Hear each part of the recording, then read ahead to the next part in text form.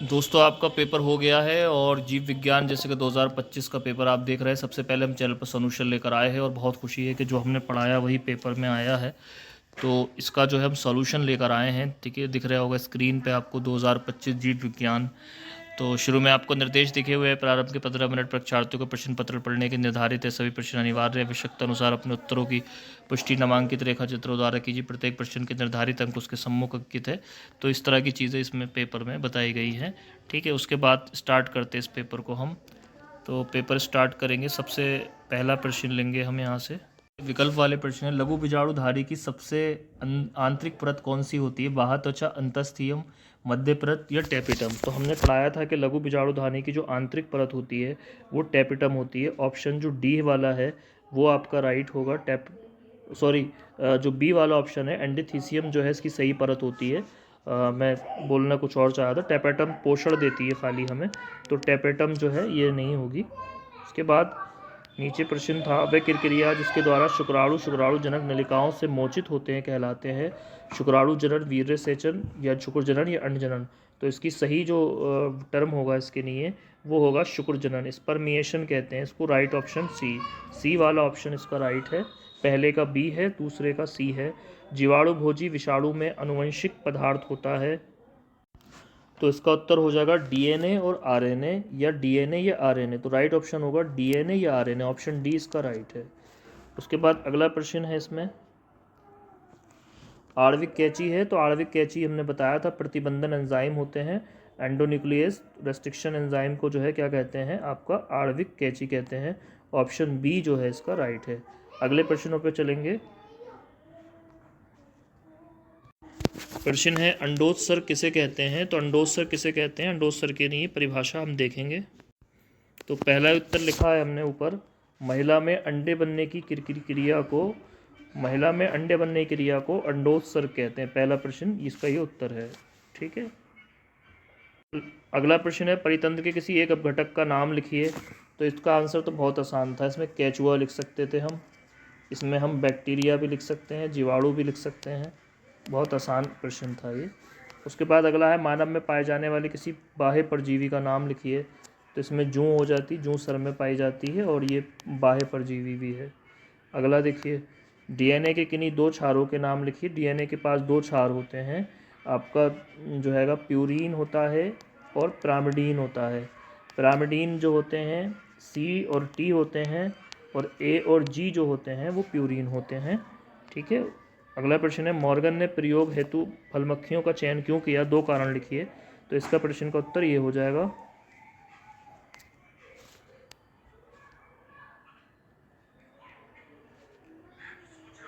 Morgan ने अपने प्रयोग हेतु फलमक्खियों का चयन इसलिए किया क्योंकि उनके पास गुणसूत्र अधिक होते हैं तथा उनका जो जीवन काल है वो बहुत कम होता है। देखिए, मॉर्गन ने अपने प्रिय लिख गया है, प्रयोग है फलमक्खियों का चयन इसलिए किया क्योंकि उनके पास गुणसूत्र अधिक होते हैं और उनके जीवन काल बहुत कम होता है। ठीक है, तो ये था इसका उत्तर। अगला प्रश्न है, अनुवंशिकी को परिभाषित कीजिए। ठीक है, मानव से उसकी संतानों में जाने वाले लक्षणों की क्रिया और उसके अध्ययन को क्या कहते हैं? अनुवंशी कहते हैं। और इसके पिता जो थे जो हैगा ग्रेगर जॉन मेंडल थे। ठीक है, प्रश्न है, वर्णांता पर संक्षिप्त टिप्पणी लिखिए। इसका उत्तर देखेंगे। वर्णांता या रंग अंधता एक ऐसी स्थिति है जिसमें व्यक्ति को रंगों का सामान्य रूप से नहीं देख पाता। यह स्थिति आनुवंशिक रूप से या कुछ परिस्थितियों जैसे बीमारियों, दवाई, उम्र संबंधी कारकों से कारण हो सकती है। विशिष्ट रंग अंधता मुख्य रूप से पुरुषों में अधिक पाई जाती है, लगभग 8% पुरुषों में और 0.5 महिलाओं में। तो इसमें लाल और जो हरा कलर है वो सही से नहीं दिख पाता। अगला प्रश्न है, प्लाज्मोडियम की किन्हीं दो जातियों का नाम लिखिए। तो प्लाज्मोडियम की किन्हीं दो जातियों का नाम प्लाज्मोडियम वाइवेक्स और प्लाज्मोडियम फैल्सीपैरम है। ये दोनों बहुत आसान प्रश्न था। अगला प्रश्न देखेंगे, सकल प्राथमिक उत्पादकता और नेट प्राथमिक उत्पादकता में विभेद कीजिए। ठीक है, इस पर स्क्रीन पर है इसका उत्तर। सकल प्राथमिक उत्पादकता ये पौधों द्वारा सूर्य की ऊर्जा का उपयोग करके कार्बन डाइऑक्साइड और पानी से तैयार किया गया कुल जैविक पदार्थ है। इसमें पौधों द्वारा की गई सभी प्रकाश संश्लेषण की गतिविधियां शामिल होती हैं। नीचे है नेट प्राथमिक उत्पादकता एनपीपी। ये जीपीपी से पौधों द्वारा अपनी जीवन क्रियाओं, शोषण, रेस्पिरेशन में खर्च की गई ऊर्जा घटाने के पश्चात बचा हुआ जैविक पदार्थ है। यही ऊर्जा अगली खाद्य श्रृंखला में उपलब्ध होती है। इसका गणितीय संबंध भी है। जी NPP equal to GPP minus R, ठीक है। And net primary productivity equal होती है GPP यानी G gross primary productivity minus का R, ठीक है। नेक्स्ट क्वेश्चन, आहार जाल पर टिप्पणी लिखिए। तो आहार जाल पर टिप्पणी आप जानते हैं, इसका उत्तर हम दिखा रहे हैं आपको।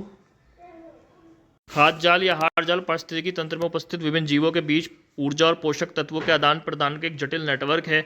ये भोजन श्रृंखलाओं का आपस में मेल खाने वाला रूप है, जिसमें प्रत्येक जीव एक रूप से अधिक खाद्य श्रृंखलाओं में भाग लेता है। तो इसका राइट ऑप्शन हो गया ये वाला।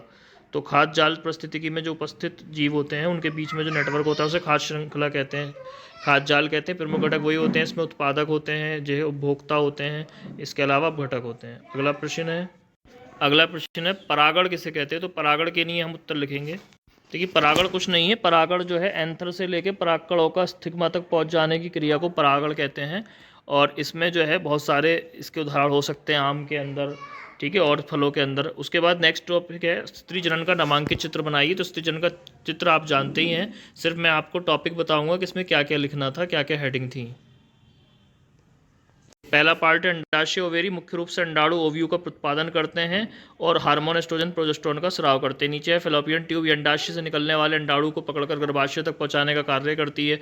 आमतौर पर निषेचन भी इसी के द्वारा होता है। गर्भाशय एक खोखला मांसपेशियों से बना अंग है जहाँ निषेचित अंडाणु का विकास होता है। गर्भधारण इसी में होता है। गर्भाशय मुख कर्विक्स कहते हैं, गर्भाशय का निचला भाग है जो योनि से जुड़ा होता है और शिशु के जन्म में महत्वपूर्ण भूमिका निभाता है। योनि एक लचीला नली जैसा अंग है जो गर्भाशय मुख से शुरू होकर बाहरी जननांग तक विस्तारित होता है और ये संभोग तथा जन्म के समय शिशु के निकलने का कार्य करता है। उसके बाद केंद्रक में पाए जाने वाला RNA पॉलीमरेज के कार्यों का वर्णन कीजिए। इसका उत्तर देखिए यहाँ पे ये हो जाएगा। ये मुख्य रूप से राइबोसोमल RNA का ट्रांसक्रिप्शन करता है, विशेषकर 28S और 18S और 5' RNA का निर्माण करता है। निर्मित RNA राइबोसोम के संरचनात्मक घटक होते हैं जो प्रोटीन संश्लेषण में महत्वपूर्ण भूमिका निभाते हैं। इसका राइट आंसर बी का पूर्ण नाम। तो लैक्टिक एसिड बैक्टीरिया को लैप कहते हैं। इसके महत्व पर प्रकाश डालिए। इसका जो है महत्वपूर्ण जो है महत्व ये है कि इसमें दही वगैरह बनाने में भी प्रयोग किए जाते हैं। इसके बाद प्रश्न है टैग पॉलीमरेज क्या है, जैव प्रौद्योगिकी में इसका क्या कार्य है, ठीक है। तो इसका उत्तर देखें। इसका उत्तर ये है टैग पॉलीमरेज एक औद्योगिक प्रक्रिया है, इसमें छोटे मोनोमर अणु आपस में जुड़कर बड़े पॉलीमर अणुओं का निर्माण करते हैं। प्रक्रिया प्लास्टिक, रबर, फाइबर और अन्य पॉलीमर उत्पादों के निर्माण में प्रयोग की जाती है। जयपुर उद्योग में इसका बहुत ज़्यादा कार्य है। इसका कार्य टायर, सीलेंट, औद्योगिक बास्केट निर्माण में आदि में होता है। तो इसका जो है आप स्क्रीनशॉट ले लें इसके उत्तर का। उसके बाद प्रश्न है सूक्ष्मजीवों के औद्योगिक उपयोग का संक्षेप वर्णन कीजिए। प्रश्न देखेंगे इसका उत्तर। इन पर आप देख रहे हैं सूक्ष्मजीवों से किण्वन होता है, दूध से दही, पनीर और अन्य दुग्ध उत्पाद बनाए जाते हैं, ठीक है। शराब, बियर, सिरका और एंजाइम जैसे उत्पादों का निर्माण होता है। खाद्य पदार्थों के स्वाद, पोषण और संरक्षण में योगदान होता है। औषधि उद्योग की अगर मैं बात करूँ तो स्ट्रेप्टोमाइसिस जैसे जीवाणुओं से एंटीबायोटिक्स इत्यादि निकलती है। तो यह है सूक्ष्मजीवों का। और एंजाइम के उत्पादन में भी डिटर्जेंट, खाद्य प्रसंस्करण और कागज निर्माण आदि उद्योगों के लिए इसका एंजाइम का प्रयोग होता है। रूपांतरी सिद्धांत में फ्रेडरिक ग्रिफिथ का एक्सपेरिमेंट लिखना है जिन्होंने चूहों पर जो है सिद्ध किया था। चूहों में जो है S और R कॉलोनी ली थी बैक्टीरिया की, उन्होंने जो है एक चूहा मर गया था, एक चूहा जीवित रहा था, यानी रूपांतरित प्रिंसिपल के बारे में लिखना था। मानव में बैक्टीरिया जनित 2 रोगों का संक्षेप में परिचय दीजिए। बहुत आसान था ये भी। इसमें टाइफाइड, टीबी और निमोनिया किसी का भी आप लिख सकते हैं। उनकी जो है रोग कारक लिख लीजिए, लक्षण लिख सकते थे, ठीक है। उसके बाद अगला प्रश्न है वाहित मल उपचार में सूक्ष्मजीवों की भूमिका का संक्षेप में वर्णन कीजिए। तो ये वही है सूक्ष्मजीव वाहित मल का।